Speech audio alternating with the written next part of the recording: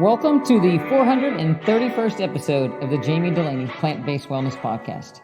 My name is Jami Dulaney, and I'm your host. I'm a plant-based cardiologist and endurance athlete living in Southwest Florida. Welcome, and thanks for listening. Happy May. So I was just looking at some of my emails, and I wear a Garmin watch, and there are badges that you can get for challenges. And you might want to check if you have health insurance, because there are often health insurance discounts that you can get if you log some physical activity. If you have a Garmin device, there are challenges every month. There's one this month for Run the Star Wars Galaxy, so 100 minutes of running throughout the month. There are even a badge you can get some 25% off of Kids VideoFit. But May Warrior, a yoga challenge. There are some strength training ones, bicycle ones, steps a day, 10,000 steps a day. We tell people to get a minimum of 10,000 steps a day. The badge you'd earn if you had 300,000 steps for the month. So it's something to look into. If you have health insurance, you want to cut some costs, it's always a good thing to look. And sometimes it can be used as a motivator. A lot of times, well, I heard it this week, I don't have time to do whatever exercise was being asked of them, or I don't have time to do this. And we all know that we have time to do things that we want to do, and we can certainly say we don't have time to do things when we're not crazy about. But sometimes certain things make it easier than others. To this day, I lay my running clothes out the night before. Everything's ready to go, so I don't have to scramble in the morning in the dark trying to figure out what I'm going to wear and take extra time, especially if you're trying to, get out before work or get out in the dark. So, little things that can help you stay motivated. I've talked before, I use a calendar. I put to fill in the boxes, even though Garmin Connect, you have all your workouts and runs are there. But I like looking at that little calendar every day and knowing what I have. And speaking of that, next up for me is the Leadville Silver Rush 50 miler in July. And I'm a little injured. Self-induced. Too much, too quick. Didn't think it was necessarily possible, but it was. A few weeks ago, I was talking about doing some hops and small, and looking to improve my fast twitch fibers. Well, I think I kind of hurt my arch ligaments, tendon around my ankle a little bit, doing those in a combination with some hill sprints and tire pulls and various other plyometric exercises. Should know better, too much, too fast, but I guess I was just so baffled that I couldn't hop down the road on one foot that I kept practicing, and to the point where I kind of have a little bit of a sore foot now. So I've been taking it easy, but that doesn't mean I haven't been doing anything. I've been walking, and it doesn't bother me to walk uphill, so I'm getting my Leadville Hill training. So I'm doing 11 to 14% grade and trying to walk as fast as I can, and that's actually getting better. I'm pulling a tire. The tire bothers my arch just a little bit, but actually things are getting better. So I'm about a week into my recovery.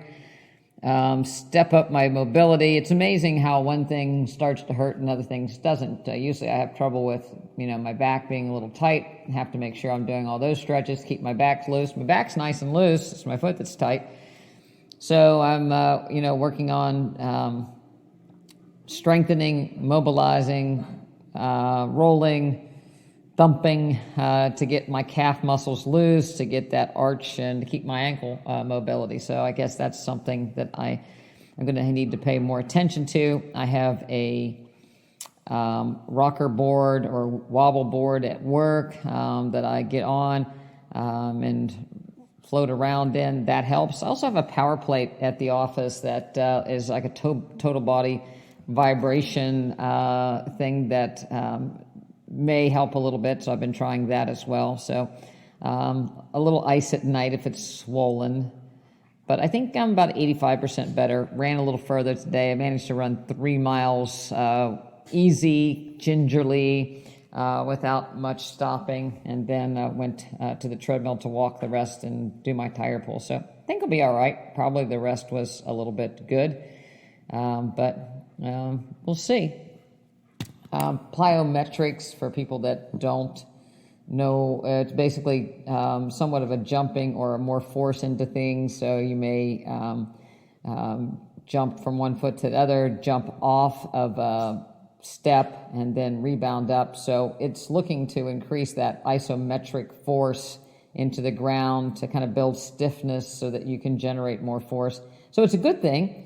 It tells me, again, with the injury, that I need to work on my feet more, which, it's better to find it now than in Leadville. So anyway, that's where we are.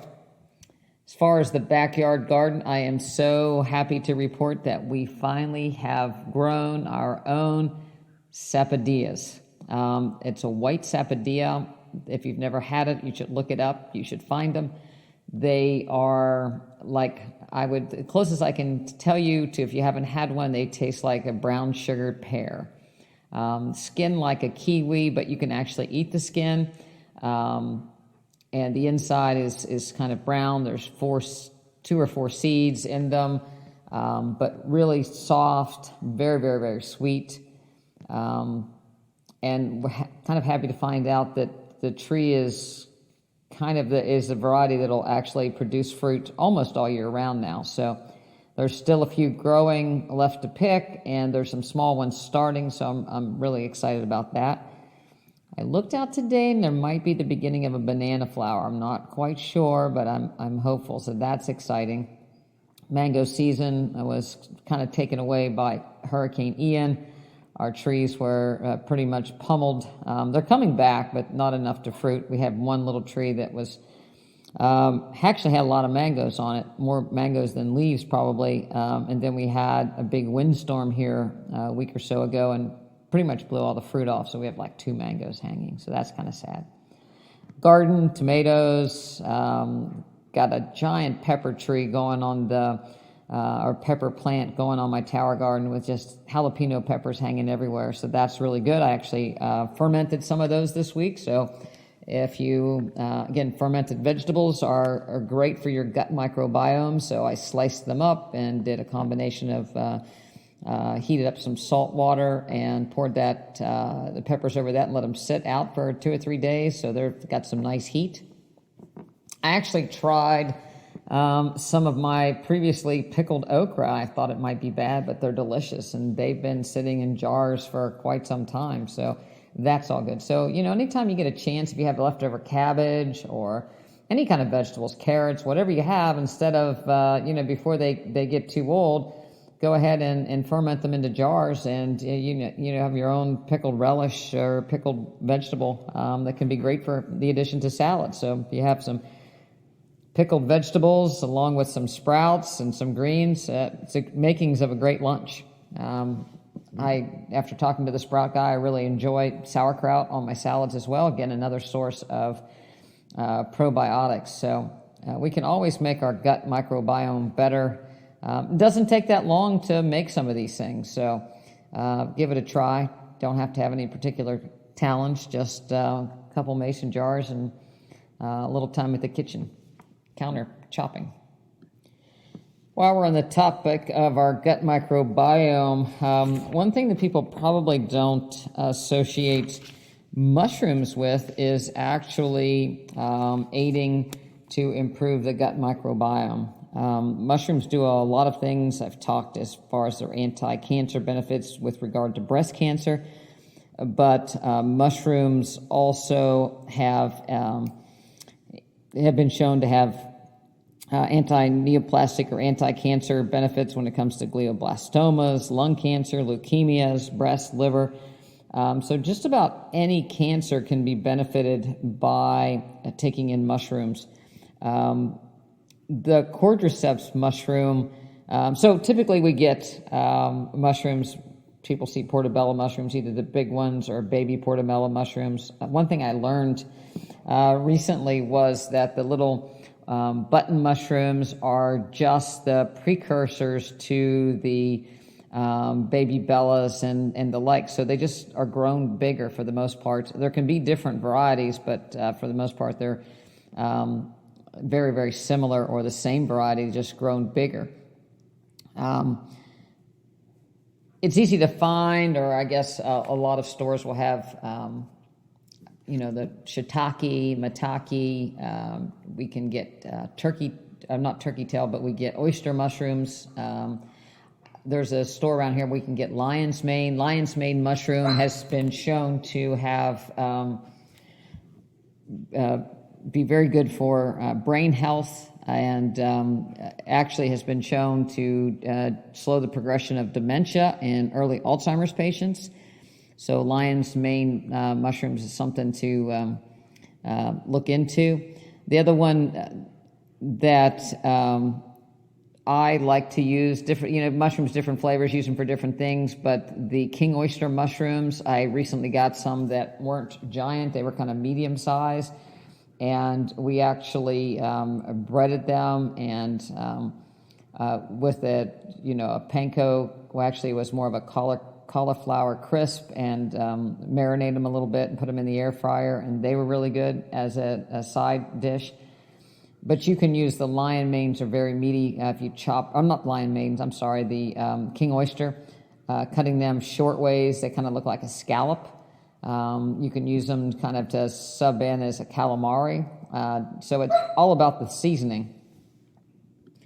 Mushroom powders are very popular. Some people use them as a replacement of the coffee or with coffee. You have to be careful about the certification. A while back I had the guys from realmushroom.com who are very certified, have very good certified mushrooms, and they're actually third-party certified, and their powders are pretty much guaranteed to have the same amount or milligrams of mushrooms as mushroom powder from batch to batch. So that's really good if you're trying to use it more as a medicinal type treatment. I actually use turkey tail mushroom powder on my dog's food. I have a dog that's not in the best of health. She's getting old and has some leg problems. So I thought, we'll let them give that to boost her potential anti-cancer benefits and in her immune system. Cordyceps mushrooms are really unique in that they are originally grown in the Himalayas, and they grow via an arthropod or through an arthropod, particularly their caterpillars. They are, they have some of the highest anti-cancer benefits of all the mushrooms. Obviously, you can imagine, being able to get Himalayan cordyceps mushrooms. Luckily, they're grown, other places now, and they're actually grown with rice as opposed to the arthropods, but their anti-cancer properties are still there. They work by mimicking a nucleotide that actually blocks and induces cell death for cancer cells.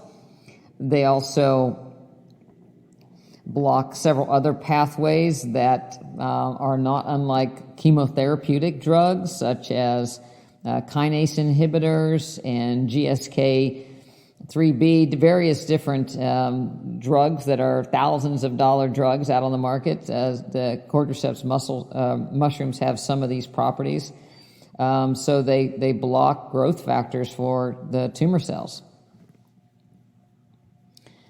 Because they are like adenosine, they're also very high as far as antioxidants and support immune function, and have been shown to potentiate tumor necrosis factor, interleukin 10, 12, 8, 6, and 2. So again, work in a lot of ways to settle the immune system down, as well as induce cell death for abnormal cells. So that's another good property of mushrooms. The beta-glucan, which is actually the fibrous part of the mushroom, and it's actually not digestible, but it is very good for your gut microbiome, and again, to restore a healthy gut. So, eat your mushrooms, eat a variety of mushrooms, eat them different ways. Consider mushroom powder if you're sick. There's, the powders are, obviously you'll get the amount of mushrooms that's, kind of similar across the board, especially if they're certified. Again, I am a fan of the realmushrooms.com, folks, but, just make sure that everything is certified. The buzzword I've also been running into this week is eating clean. Everybody eats clean. Nobody eats dirty. But I don't know what that means. Clean food, clean hands, clean prep. Most of the time people say they eat clean when they're eating what they believe is to be healthy. So it could be eating clean meat that's grass-fed or pasture-raised eggs, I suppose, wild-caught fish. But the reality of it is none of those things are clean. They're dead, and they're associated with bacteria. The excretion of another animal, which is milk, there's pus allowed. There's just no way that can be considered clean in any state of the affairs. But you hear it all over the place. Again, it becomes a way to justify what people want to eat. I offered to convert a Hungarian lady's recipe into a plant-based recipe, so she brought me in a recipe from her Hungarian cookbook. And it was pretty quick that I'm going to fail miserably at trying to convert this recipe to make it taste, if somebody actually truly remembers what Hungarian goulash would be. The first thing it started out with was 4 slices of bacon, and you kind of get that in a Dutch oven so it's hot and get all the bacon grease off, and then you take the bacon out, and then you cook beef or some sort of sliced slab of meat into that grease. Then you take that out and you put some onions in and some berries, but then you put that meat back in and you add some more, I think they thickened it with butter. So, obviously all that would have to come out of the recipe. The only thing that was kind of salvageable was the onions and garlic, and you could add tomatoes, or you could do, they even had one recipe with beef tongue. You could substitute in beans, probably even soy curls as somewhat of a meat if you wanted to. But obviously you're not going to have all that grease involved with that recipe. I can only imagine what that must have looked like. You probably have an inch of grease on top of that when it cools. But, you can take the spices, the Hungarian spices, marjoram, paprika, garlic. There were caraway seeds in one. You can use all those spices. You can use carrots, you can use celery, tomatoes. That's all good. Keep going. Onions, garlics, leeks, and then use beans, or even a mushroom might be a way to put in there that would substitute in. But when someone's used to eating really, really greasy, you're certainly not. There's no way to healthfully substitute that. Hopefully you could still, by using the spices, though, you'll get the herbs, you'll get the smells, and given enough time away from that bad food, it will start to taste pretty good, because again, it's how things smell more so than or as well as that greasy taste. It kind of amazes me. People are more worried about lectins, which are in potatoes and grains and beans. Of course, beans get thrown under the bus because nobody really wants to eat the beans, but they're not worried about the saturated fat and the nitrites associated with bacon and all that, and the salt and everything else. I'd much rather eat clean with beans and potatoes and carrots and spices than the greasy. But you can see, way back when, trying to feed a large family with little money, you had to make things last and stretch things out. The fat added a lot of calories, so keeping people full on a budget is where that came in. A lot of times we associate our comfort foods or our ethnic foods as being great, but the reality of it was they were trying to feed their family being very poor. And how to stretch a goulash is like a soup, a stew, try to stretch that out to feed a big family, with some bread, I suppose. And so a little bit of meat and bacon, would flavor things, and the bacon grease would flavor things to stretch that out and, again, give calories. Same way with soul food. It's pretty much was slave food. So African Americans were given the leftovers of various parts of the animal, and they learned to make dishes that were quite palatable using various spices. So soul food is thought to be something that they want to eat now to maintain their heritage. But the reality of it is, the heritage is that of a time when they weren't treated very kindly. So, sometimes we get caught up in the glamour of foods that were passed down through the generation. But when you really think about it, it was not really because they wanted to back then. It was because they had to. And so we have a choice now. We have an abundance of food, and we have the ability to make things healthy. Take the basics and look to see the nutrients. So again, getting mushrooms into things to help the immune system, anti-cancer benefits, memory benefits is a far better thing to focus on than bacon grease and so forth. Looking at the colorfulness of the plate, looking at the different spices. Spices that in and of themselves have a lot of anti-cancer, anti-inflammatory characteristics. Cumin, turmeric, ginger, garlic.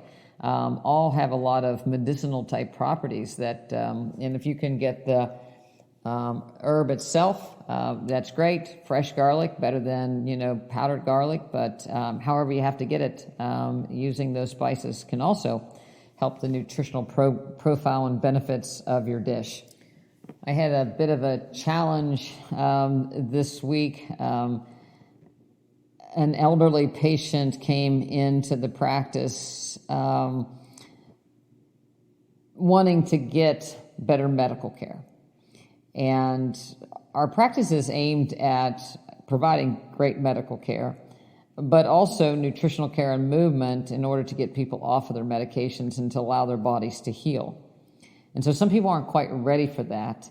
And if they weren't used to cooking or have no desire to cook, it makes it difficult. But nevertheless, when we see someone that's that's sick, we try to address not only their nutritional needs, but look at the medications that they're on and see the risks versus the benefits. Statins are given to everyone who's had a stroke, but not everyone who's had a stroke can tolerate statins.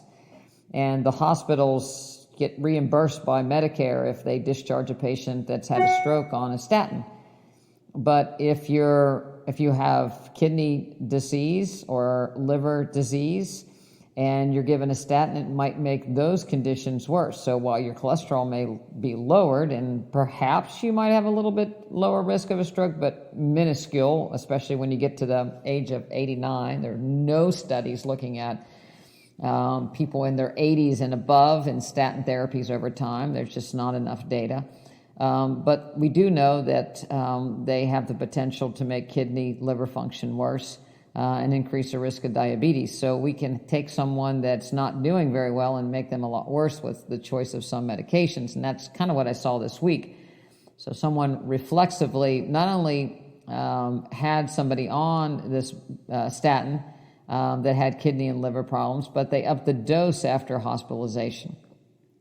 Same way with blood thinners in people that, so the whole patient, the kidney function, the liver function is very important. And as we get older, those organs are much more fragile. And unfortunately, it's in the older people that the medications start to accumulate. And medications are often given incorrectly, in duplicate. They're taken wrong and can cause a whole lot more problems. And I would guess a fair amount of dementia is actually accelerated or made worse by having a patient been over-medicated. I remember I had an aunt that I visited when I was first in medical school, and she showed me her shoebox full of pills, and her family did. She was kind of in a stuporous state, and she was on multiple medications for helping her to sleep and helping with tremors, and medications to combat the side effect of other medications. And there were duplicates of medications because prescriptions were written. Oftentimes, people will increase someone's medicine and send a new prescription, but they don't really communicate to stop the other medication or how to change it. The pill boxes and the pill bottles get confused, and we think people are deteriorating mentally when they're basically just over-medicated. So if you are, if you have multiple prescriptions, really ask why and have somebody explain what are these medications for.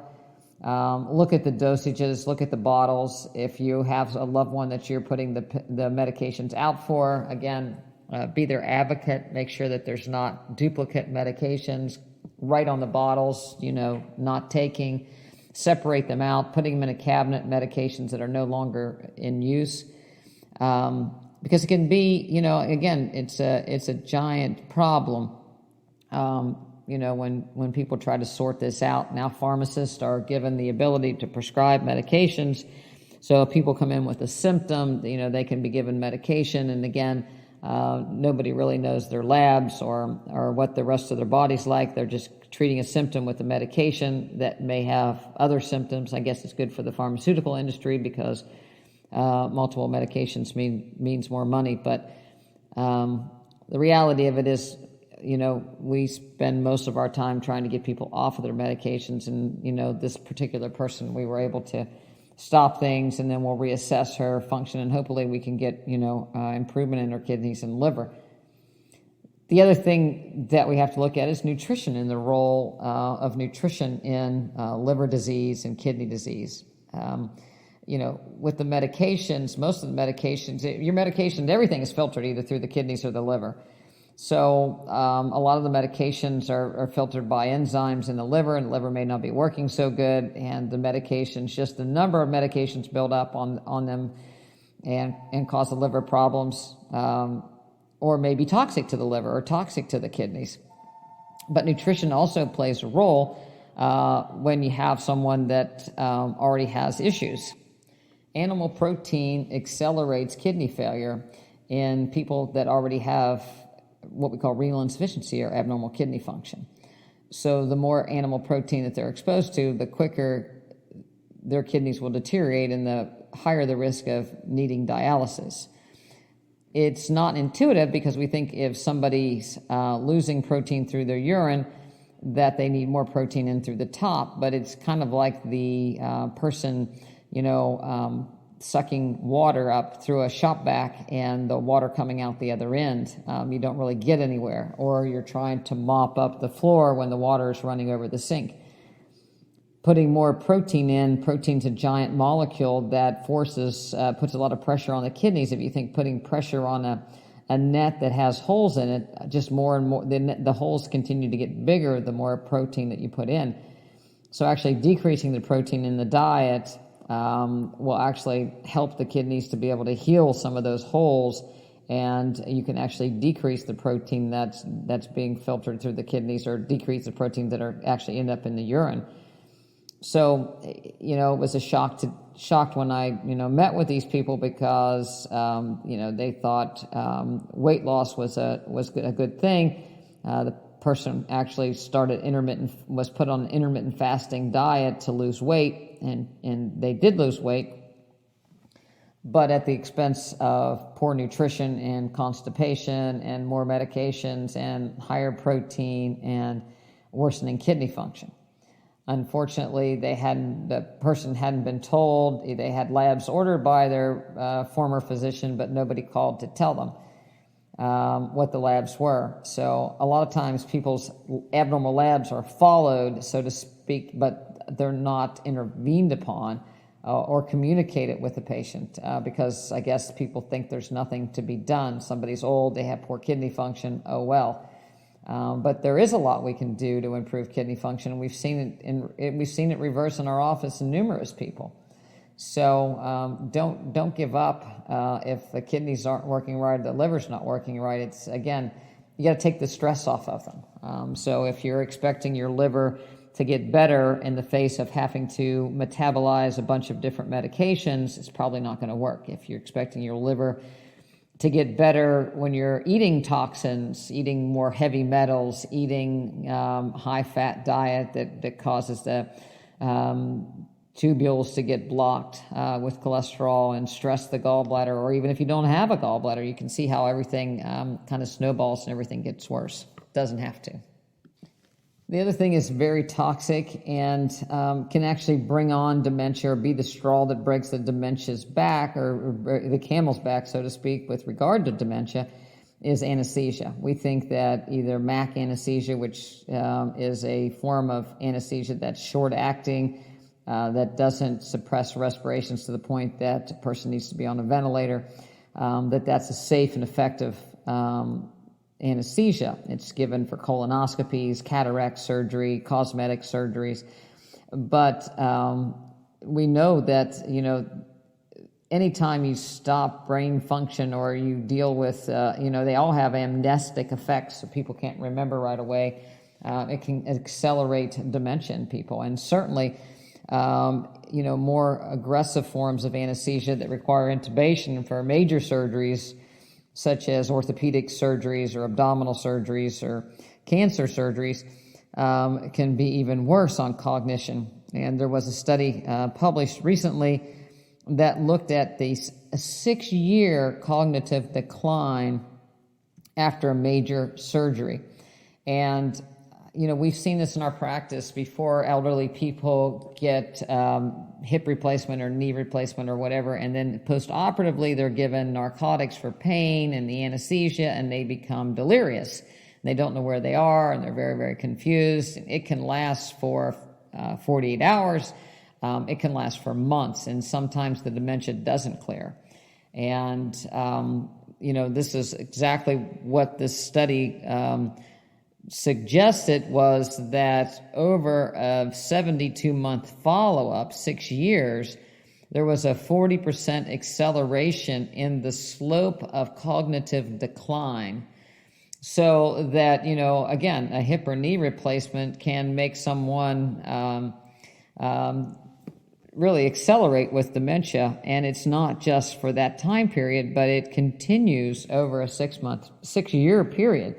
And of course, a lot of times when people are getting old enough that they're needing one knee, two knees, a hip, a knee, other elective surgeries, and then when people start doing screening procedures that need anesthesia, you can see how we are contributing as a medical profession to cognitive decline.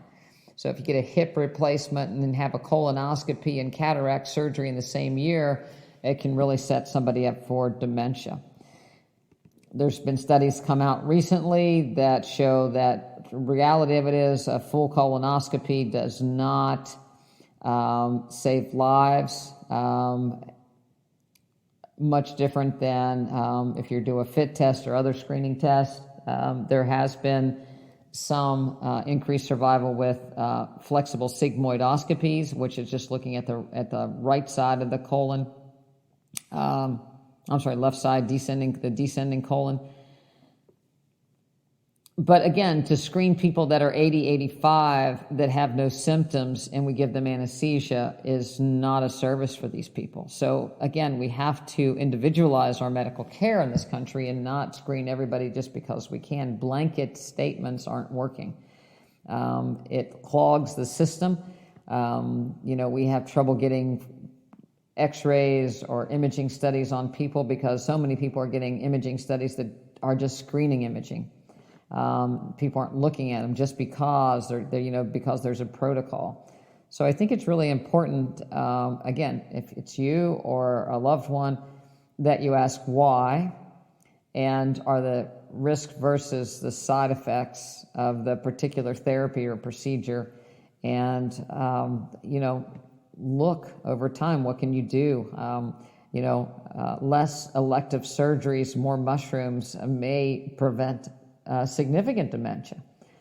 We don't know. On the other hand, it is a setup for dementia when we're doing a poor diet that decreases kidney and liver function, which leads to decreased toxin clearance, so more toxin accumulation, heavy metal accumulation in the brain, the heart, other organs. Add that to cataract surgery and some other elective surgeries, you can see that we're not making the health of older individuals better, and it's getting worse quickly. So protocol medicine is just not good medicine. I think we have to take the patient into consideration, and so if you don't have an advocate, try to find one. And if you are an advocate for your family member, ask questions. You deserve to get answers. I still believe the body can heal if you take away the inflicting insults and you give it a chance to heal. And for some reason, the medical establishment has put pressure on people, so they feel that they have to act and they have no other choice than to accept some of these toxic therapies, when in reality, they truly make things worse. So if you'd like to know more about our practice and how we try to help people understand what's going on, get them off medications, allow their body to heal, work with them, to educate them so that they can make the best choice, go over to drdulaney.com, DoctorDulaney.com, and check it out. You can email me at Jami@drdulaney.com. I have mentioned in the past that I use a water distiller from Aqua Nui, which is a Nebraska-based company that I really like. They have been generous to give some discount if you go over to their website, and we'll make some links on the website on how to get there. But you can put Clean Water for Sophie in and get a discount on their distillers if you have some interest. But they're good products. I've had mine for years now, and I'm very, very happy with how it works. If you're going to go to the point of eating clean food, vegetables and whole grains, you need to cook them in water that is not contaminated. And over the years, looking at what comes out of the water from our city water, you would be amazed. So if you have some interest, go over and check that out. Otherwise, thank you very much for listening, and I look forward to sharing another podcast with you next week. So pass it along to your friends. Have a good week. Thanks for listening.